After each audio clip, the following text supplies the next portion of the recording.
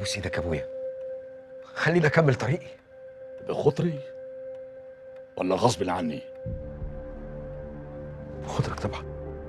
انا مش موافق. يا مجدد جرجس، همل ولدك ما تحزنهوش، خليه يمشي في الطريق اللي اختاره. لا، ابوس ايدك يا ابويا، انا خلاص اخترت اموت على العالم واعيش للمسيح. خلاص تعيش معايا في العالم وتموت في المسيح.